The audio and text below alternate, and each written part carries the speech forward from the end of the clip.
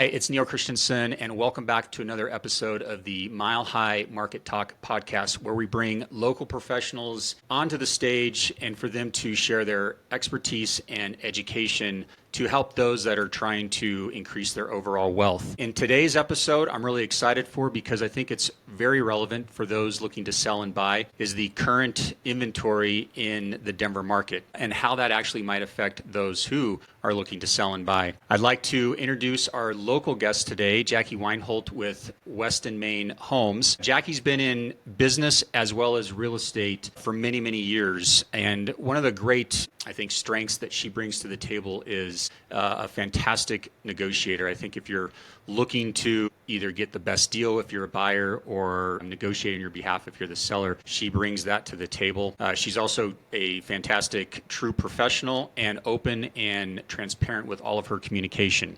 So whether you're a buyer or a seller, I would really encourage you to reach out to Jackie, make that call just before you start to get into the real estate world and your journey in that field. So without further ado, I'd like to welcome Jackie. Hi, thanks Neil for the introduction. I really appreciate it. Good to see you. Absolutely.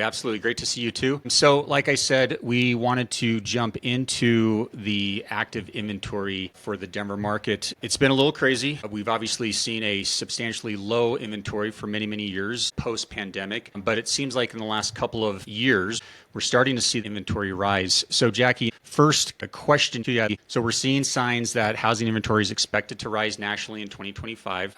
Give us a snapshot of what is happening locally here in the Denver market. Yeah, I think we start here by looking back at how we ended 2024, like you were bringing up. So in quarter four of 2024, we saw active inventory levels in the Denver metro area, the highest they had been in a decade.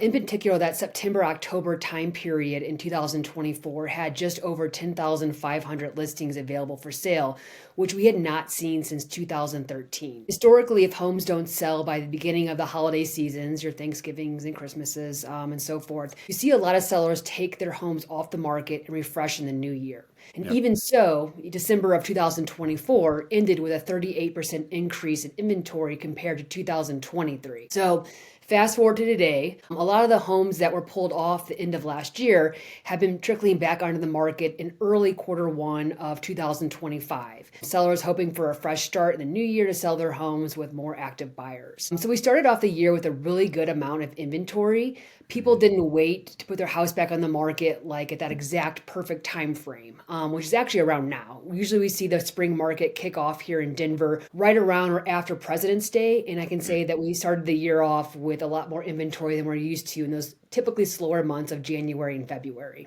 Yep.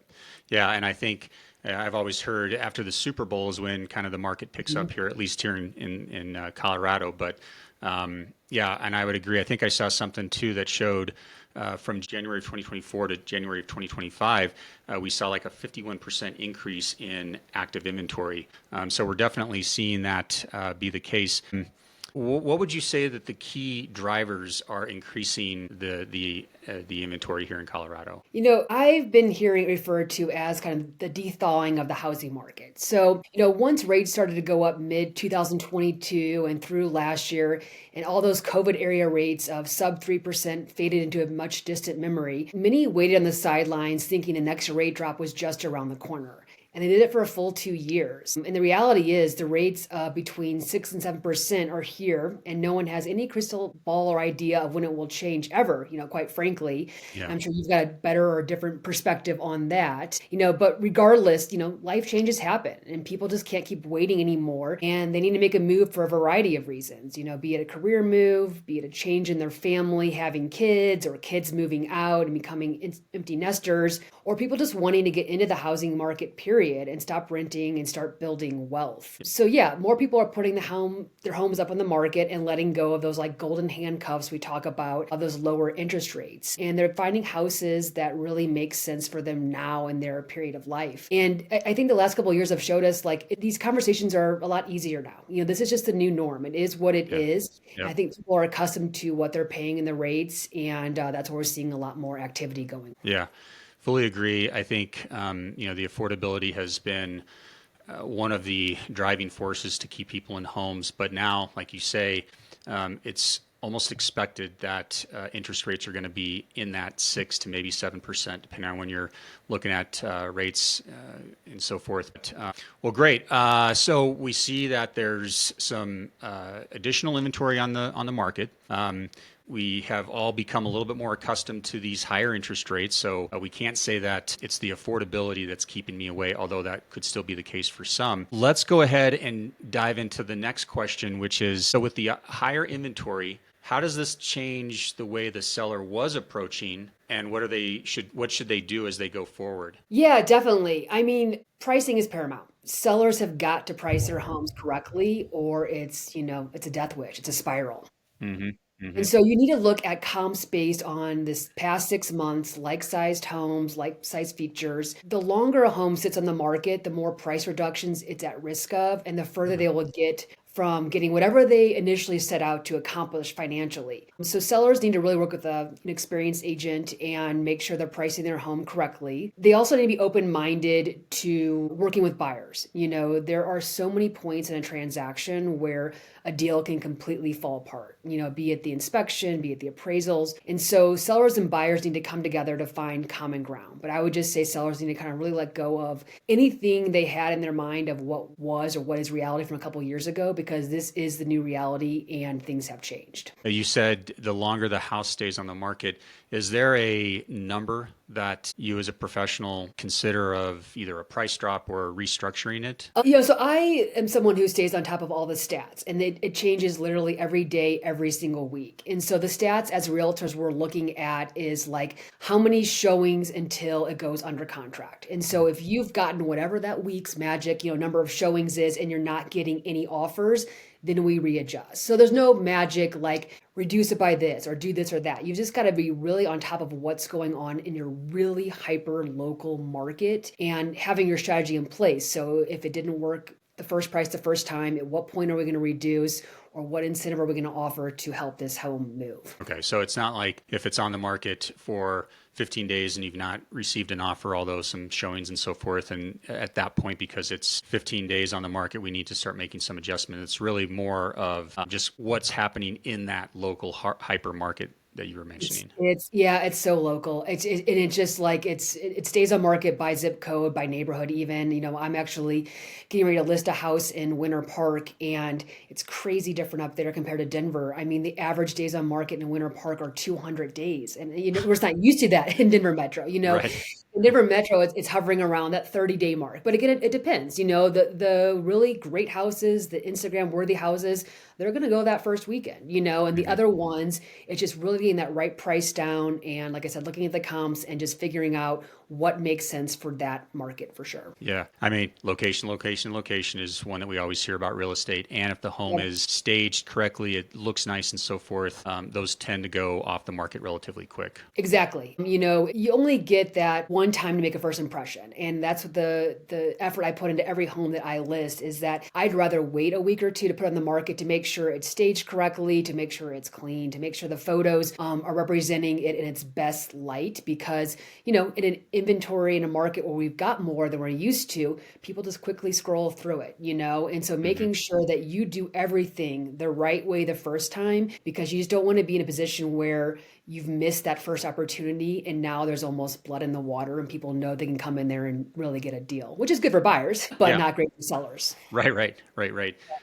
What mistakes should sellers avoid in now a more competitive market? I mean, it's not being willing to negotiate, and so you have to be open-minded. And we still feel it a little, even though it's been a solid 2 years since that Yeah. kind of COVID era frenzy, people are still looking at, the home their neighbor sold, a couple of years ago and thinking they could get that. That may not be the case. It might be. We don't know. Right. It's just going to depend from place to place. So thinking that anything in the past matters today, like listen to your realtor and really get, idea for what your home is worth in today's market. Yeah. So if you're a seller, if I'm paying attention to this, you need to be aware of your price and what homes have been selling for. Be more negotiable as buyers come in, but pay attention to the professional that you've hired, because they hopefully have a pretty good idea of how they can get your house sold relatively quick, or if there's some, snafus along the way, they'll have a good way to go about fixing it. If I'm understanding you, is that Absolutely. correct? Absolutely. Yep. Yeah. I mean, so the homes that I put under contract this year, only one have I been in a competitive situation. And even that being said, we won, but we only had to go 10,000 over asking. And I guess, to me, that seems like pretty fair, given that in the COVID years, we were looking at people who were literally going 100,000 over asking, Right. and so Right. that house was priced right. They did a good job. They got it ready and it had three people competing, but for very minimal amounts. Hmm. The other homes I put under contract have been sitting for a while, and my buyers got good deals, and we're not going in at asking price. So, Yeah. days on market is just so, so important in the real estate world. I mean, I can't stress it enough. You want that opening weekend to be as the best you possibly can, because once homes start sitting for a couple weeks, people think they can negotiate more, and they probably can. And Hmm. it gets further away from the seller being able to get what they initially set out to get. Right. Right. Well, that's great for a seller. How about the buyer? So we got more inventory. Like you said, if that house isn't selling maybe that first week or two, once it hits the market, buyers kind of start to see that as an opportunity. Talk a little bit about from a buyer's perspective. Yeah. I mean, it's a great time to buy, right? So it's Yep. become a balanced market. And I can tell you a couple of years ago, we did not think Denver was going to ever get there or get there this quickly. But with a balanced market, unlike the heyday of the COVID years, you've got a little more time to think and decide about a home. Hmm. During the COVID years, it was normal for us to be competing against 20 other offers, and you had about 2 hours to make a decision. And that's not what's going on now. Yes, those Instagram worthy houses will still go fast and maybe have some multiple offers in it. But in general, for buyers, you've got much more of an ability to negotiate and not only negotiate the price, but negotiate when it comes to inspection. You've got Hmm. sellers Yeah. coming to the table more, and so you've got a lot more power. It's interesting because Denver Metro Association of Realtors even came out recently saying spring will be a buyer's market in Denver. And so we're actually saying, you know what, that's how much more buyers have the power right now, because even though inventory is up, the amount of buyers is not up yet. And so buyers have more opportunity to really get what they want. Yeah. Yeah. I know on my side, on the mortgage standpoint, it's we're definitely seeing more of a delay. The seller, or excuse me, the buyer is not so much, you know, filling out the application. Let's go ahead and just start making offers and so forth. And they'll fill out an application. They'll wait a couple weeks. They'll get it pre-approved. They'll start, looking at some properties and so forth. So there's definitely a time period where we weren't seeing back in the pandemic days, or the early Exactly. 2020 and 2021 days. I'm getting more and more questions about, are sellers willing to give concession or credits for closing costs, buy downs, and so forth. What's your opinion on that at this point? Absolutely. So like, every home I put under contract for a buyer this year has had concession built in. We've had concessions that, I actually had a buyer get a refund at closing, which you never see that, but they got money back. And Right. so, yeah, I mean, like interest rate buy downs, closing costs for sure. And then on top of that, also potentially getting a reduction in the price of the home as well. I mean, I think if you get into those competing situations, obviously that starts to kind of go out the window a little bit more. But I look at the stats. I work with this title company who does a wonderful job of giving us more data than you can imagine, and they have it broken down by zip code. The end of last year, the average concession amount per zip code, and I take that data, and I literally go to the selling agent, and if they're like, well, we can have one or the other, we can have a reduction or we can do this, I'm like, well, actually no, here's what the data is showing, that this is Mhm. the average price that someone's paying percent, to list. And here's the average concession amounts. And they're like, yep, all right, we'll take it, And so data is in power. But yes, I think people are completely willing to negotiate in this market right now because, yeah, it is higher for someone to get into buying a home, period, because the rates are higher. And so sellers have to be willing to understand that and find a way to work with the buyers to get them to complete the sale of their home. Yeah, and we're definitely seeing a lot more 2-1 buy downs, 3-2-1 buy downs, concession coming from the seller to support that, which obviously helps with affordability in those first couple of years. Definitely. Advice that you would be giving to a buyer in 2025, what would that be? I mean, I wouldn't go for a home that it's first weekend on the market unless you're in love with it. Right? But more importantly, explore and decide what matters to you most. So just kind of what we're talking about, so figure out what your strategy is. And so every buyer is different. So are they most concerned about the amount of money they're bringing to the closing table, and if they only have so many funds for that, then we need to look at, is our strategy seller paid concessions to help bring those closing costs down, or working with you, finding a loan that brings less money down to the table. Hmm. Hmm. Are they concerned about their monthly payment amounts? Do they have like an all-in number with theirs? So again, working with you, working with me, and finding what price range really actually will work with that. Because as we've seen in Colorado the last couple of years, we've seen tax increases, we've seen insurance increases. Yeah. And so we need to really get really nailed down about what matters to them.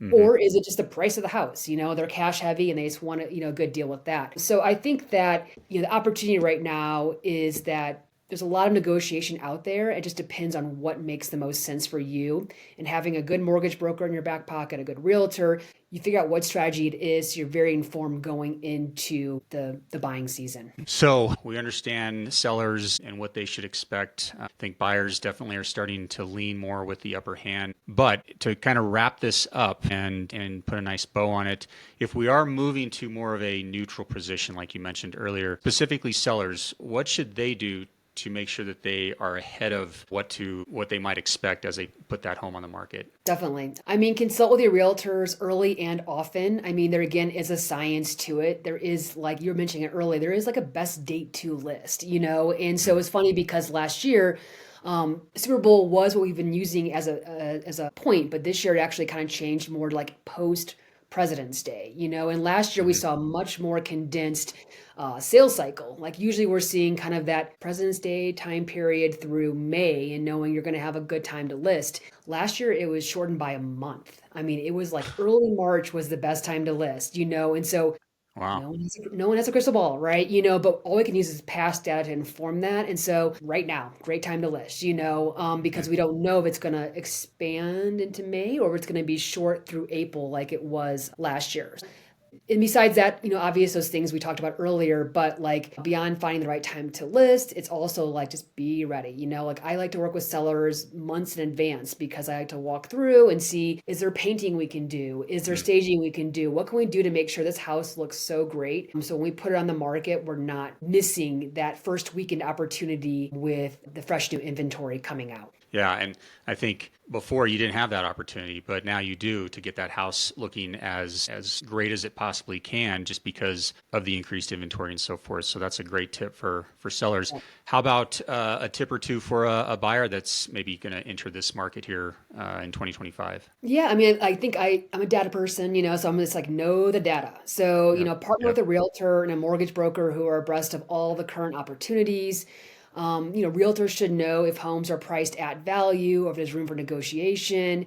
And then, like I said earlier, identifying what negotiation tactics make the most sense for your individual situation. But there's more to it than just going out and looking at pretty homes. It's really knowing exactly what that market is and knowing the difference between one neighborhood to the next, if you're paying the right amount or Mm. what's going to happen. And so can't stress enough finding the right partners to make sure that you're going in it completely educated and know what is Yeah. And, just here we are 20, 30 minutes into this podcast, and, I've learned a ton from what you have just said. I think if you're a seller or buyer, it's important to hire a professional real estate agent, because there is a lot that you guys do. I think just people don't really see it exactly. up front, but behind the green screen, there's just a ton of stuff that you guys are bringing to the table, and the value that I think is really needed, especially in these times. Because just because it might be more of a neutral position, it doesn't mean that the buyer doesn't need your help or the seller in kind of these changing times that we're experiencing. That being said, I'll end it here by asking,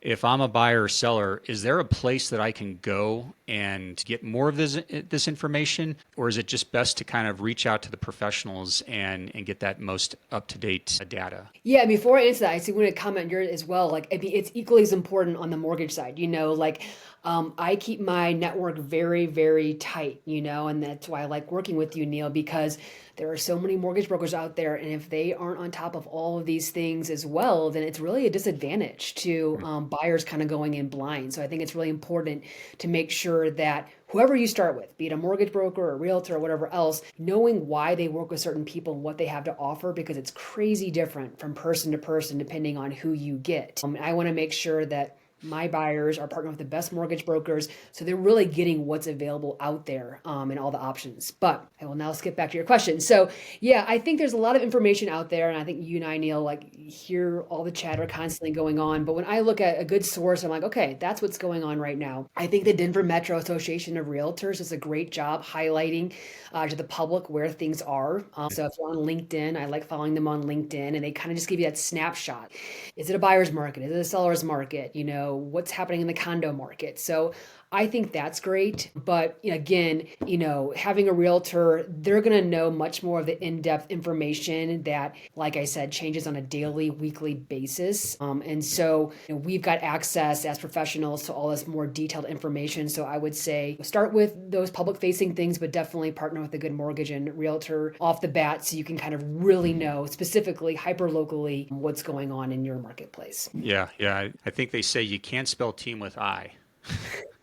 Yeah. So you got to have a good team, and sometimes a real estate agent, mortgage professional, if you've got a financial advisor, if you got a CPA or an Mhm. accountant, I mean these are folks that should also be brought into the conversation. Insurance agent, like Jackie said earlier, part of your mortgage payment is not just principal and interest; it's property tax and it's homeowners insurance. Homeowners insurance has seen a significant increase in just policies with all the natural disasters and so forth. So when you start that journey, if it's a buyer or seller, make sure that you have a really good team behind you. They're the ones that are going to make sure that you walk away from the table from a seller standpoint with a healthy hand of net proceeds. And if you're a buyer, you're going in, you're getting the best deal that you possibly can at that time. Jackie, this has just been a fantastic Yeah. conversation with you. I really, really appreciate you taking a few minutes here and discussing all this data heavy information, but in a way that I think a lot of people can take a lot of tidbits and tips from it. So I appreciate that. Where can people go to learn more about you and your services? Yeah, thank you. So my website is jackieweinhold.realtor, and my phone number is 720-556-5349. You can just Google me. There's not many Jackie Weinholds in the area, but Easy to yeah, find her. yeah, happy to answer any questions and just talk about the data and the market if anyone's interested. Outstanding. Well, again, thank you so much for joining us here on the Mile High Market Talk podcast. And it's been a pleasure. And until then, have a great rest of your day. Thanks for having me. Thanks.